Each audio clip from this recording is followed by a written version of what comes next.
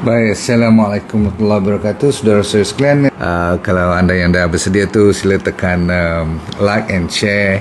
Dalam masa 15 minit ni saya cuba kupaskan satu lagi topik yang panas, yang saya juga terkejut dengan sama ada betul atau tak betul. Jadi kita kena buat sedikit kajian.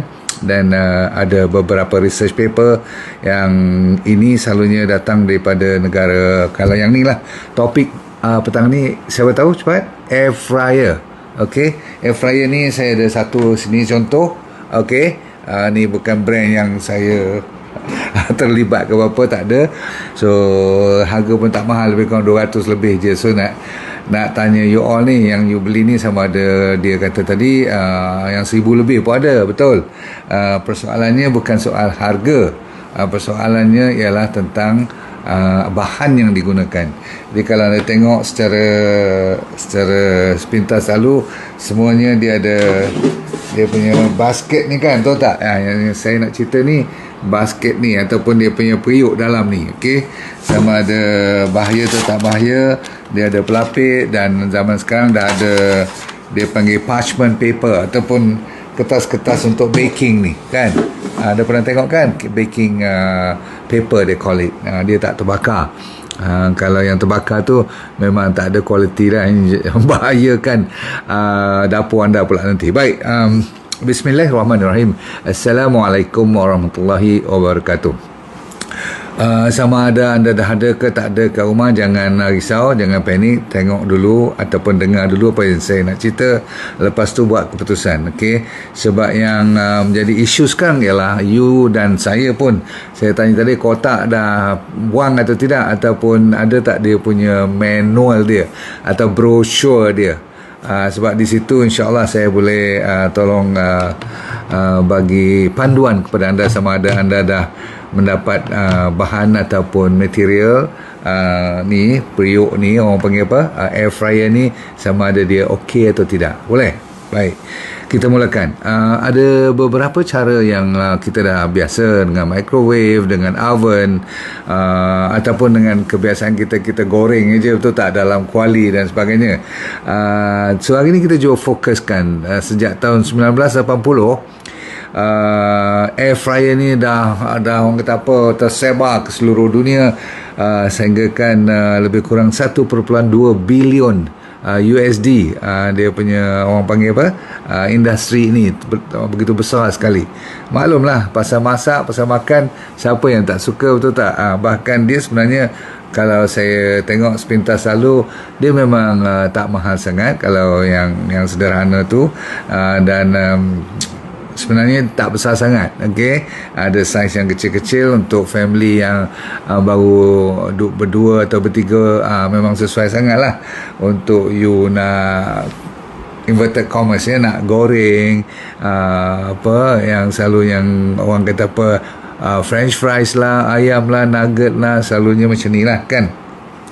Dan yang penting sekali ialah dia cepat, lebih daripada orang kata apa, dia punya pesaing dia. Maksudnya kalau dibandingkan dengan oven dia ataupun dengan microwave. Okey, baik, sekarang apa yang menjadi isu sebenarnya? Boleh? Dah bersedia saya cerita. Alright. Sebab setengah orang disebabkan mereka nak kurangkan minyak, penggunaan minyak, memang patut pakai air fryer. Dan dia boleh mengurangkan lemak pun. Ada kajian mengatakan disebabkan tak pakai minyak, tak pakai deep fry kan, orang kata apa, you goreng dalam minyak sedalam-dalam mungkin, sehinggakan kolesterol pun menjadi isu juga, boleh dikurangkan. Tapi yang penting sekali ialah yang keempat ni, saya nak cerita chemical atau bahan kimia yang terlibat dalam pada masa dia panas. Ini dia. Okey, kajian daripada Korea dan daripada Hong Kong, ada dua kertas kajian yang dikeluarkan yang menjadi viral satu ketika dahulu, lebih kurang dah dekat setahun setengah dah ni cerita ni, yang apabila terutama sekali you menggunakan bahan seperti potato, bahan-bahan yang berkanji seperti ubi, faham? Maksudnya karbohidrat, starch, benda-benda yang berkanji ni, ataupun roti, terutama sekali roti putih kita lah kan.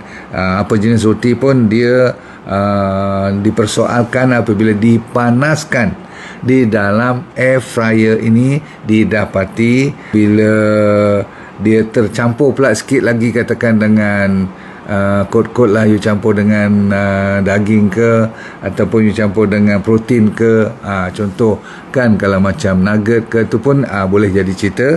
Bila dipanaskan ada satu bahan kimia yang apabila warna kita punya kentang tu bertukar daripada putih-putih, kuning-kuning jadi nak brown-brown, bila dia diproses sampai jadi browning tu lah, masa tu keluarnya satu bahan chemical yang dinamakan acrylamide.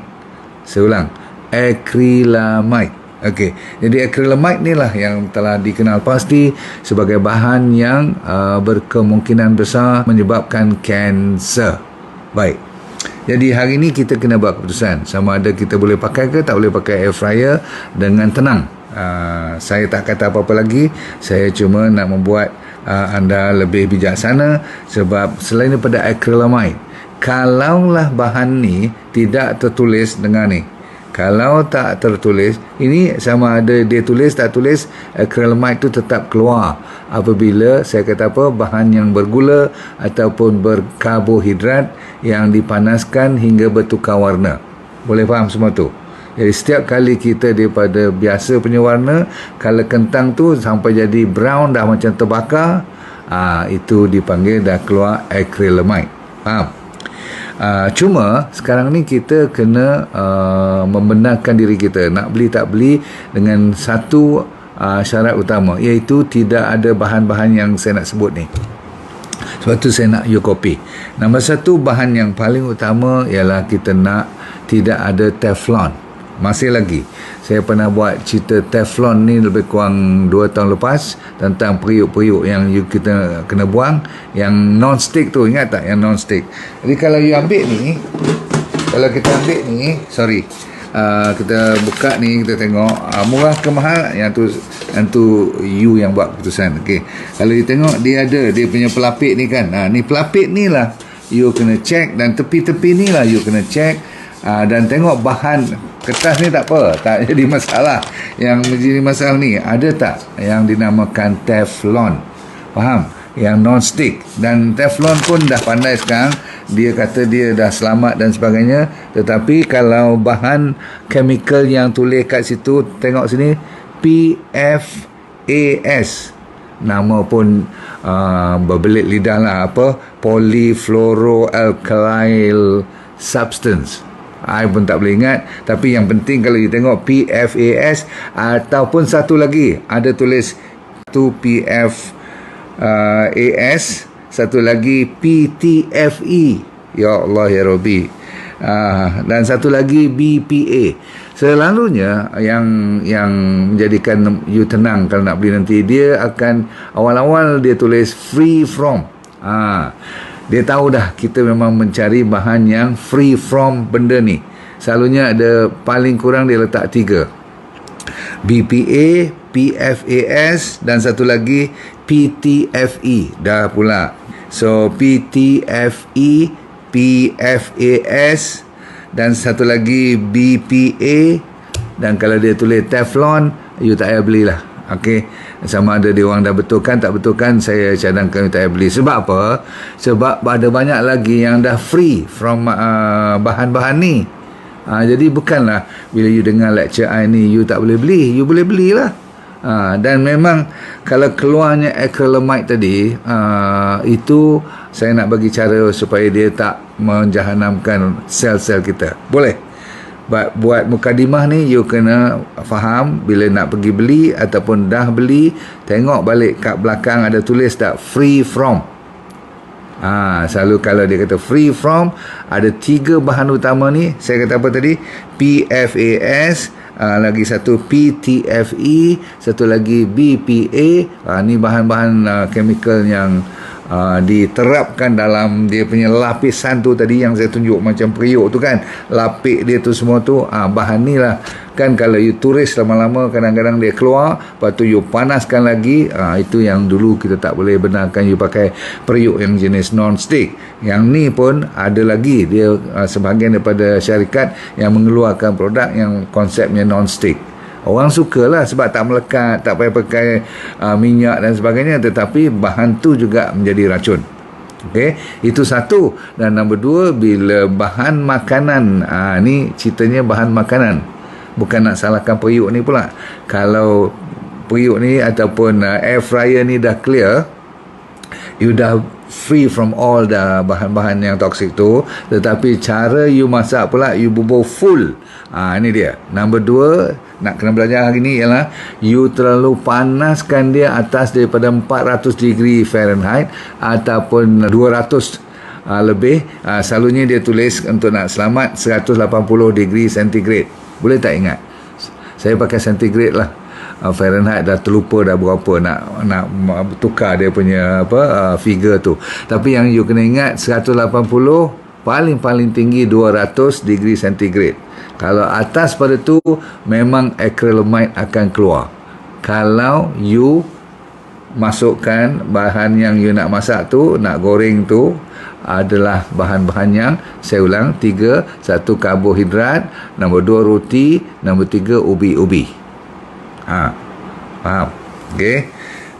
Of course kalau you letak daging ke bahan-bahan lain ke yang boleh dimasak melalui air fryer ni, kalau atas pada 200 terlalu lama pun tak boleh. So dua faktor utama. Satu ialah berapa lama you pakai. Okay, maksudnya time dia. Katanya kalau lebih daripada 20-30 minit itu dah terlalu lama, dan temperaturenya terlalu tinggi, atas daripada 200 degree centigrade, yang mengeluarkan apa dinamakan acrylamide. Faham? Dan acrylamide itulah yang menjadi tanda tanya sampai hari ini, walaupun para saintis belum confirm yang ada orang betul-betul kena kanser, tetapi dah menjadi tanda soal yang besar. Jangka panjang mereka suspek akan menyebabkan kanser. Saya ulang, jangka panjang. Jadi kita nak jadi orang pertama jangka panjang tu kita tak nak lah kan. So kesimpulannya, boleh ke tak boleh pakai air fryer? Amat boleh.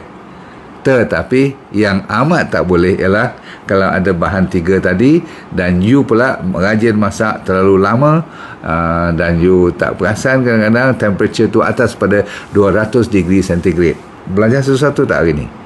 Jadi bagi tahu kalau ada ni lah pembantu rumah you ke, you ajar dia orang, okay? Sebab tak boleh salahkan dia orang kan. Sebab air fryer ni satu kelemahan dia ialah you tak boleh nampak. Faham tak? Mungkin zaman moden sekarang boleh nampak ada gelas, saya tak tahu lah, tapi yang saya ada kat rumah ni tak boleh nampak. So saya minta kotak, dia orang kata dia ada buang kotak. Nasib baiklah dalam RM200 dia tak mahal sangat. Kalau kita was-was sangat terpaksa beli lain lah, sebab daripada kita nak save duit, padahal hari-hari kita makan bahan-bahan yang toksik dan juga acrylamide tu. Baik, yang boleh lagi untuk ditambah pengetahuan untuk anda ialah kalau dia tulis kat situ diperbuat daripada stainless steel. Ini yang paling baik. Stainless steel, besi yang kualiti bagus. Nombor 2, diperbuat daripada ceramik. Boleh dengar? Ceramik. Dan nombor 3, diperbuat daripada bahan yang daripada gelas. 3 bahan ni bahan yang diiktiraf sebagai no problem, tidak ada masalah bahan toksik. Dan kalau you jaga dari sudut berapa lama you nak goreng atau masak dalam air fryer ni, dan temperature tidak terlalu tinggi, insyaAllah selamat dan very convenient. Cuma kadang-kadang dia bising sikit lah kalau dibandingkan dengan oven atau microwave yang biasa, betul? Right. Apa lagi yang you kena belajar? Iaitu bahan-bahan. Kenapa saya minta you tulis nota dan serius sikit dengan topik ni ialah bahan yang saya sebut tadi, PFAS, PTFE, BPA, semua ni, ini semua diiktiraf sebagai forever chemical. Dengar perkataan forever chemical pula tu. Nombor satu, dia dah lekat kat dalam air fryer ataupun pelapik-pelapik dalam air fryer tu kan. Nombor dua, bila dia dah masuk ke dalam makanan atau kita pemakan dan sebagainya, bahan-bahan ni forever ada kat dalam badan kita. Maksudnya dia tidak boleh 2 minggu boleh orang kata apa, larut ke keluar melalui lemak, buang najis ke, air kencing ke, tak ada, berpeluh ke, tak ada. Dia ada kat situ berdekad-dekad. Itu dipanggil forever chemical. Jadi dalam dunia ni ada satu lagi bahan yang kita risau di dalam gadget-gadget ataupun alat-alat macam ni, namanya ialah phthalates. Phthalates. So saya tambah satu lagi, phthalates. Selain daripada bahan-bahan yang seperti acrylamide semua tadi tu, maka inilah yang menyebabkan barangan-barangan moden ni kalau kualiti tak di cek betul-betul, dan ramai orang kampung kita tak peduli nak baca semua ni. Manalah kita tak tahu kan. Saya sendiri pun baru nak buka mata sebab saya tak masuk campur dengan orang orang masak-masak ni kan, saya tak pandai pun. Jadi saya mintalah daripada hari ni, sekurang-kurangnya bahan ni you dah tulis, pergi baca elok-elok. Kalau belum beli, cek dulu, confirm tak ada bahan ni baru beli. Semoga anda sentiasa dunia ni bahagia, akhirat syurga, senyum-senyum semua. Apa lagi, selalunya tak lupa kita let go and feel good all the time. Boleh? Assalamualaikum warahmatullahi wabarakatuh. Bye.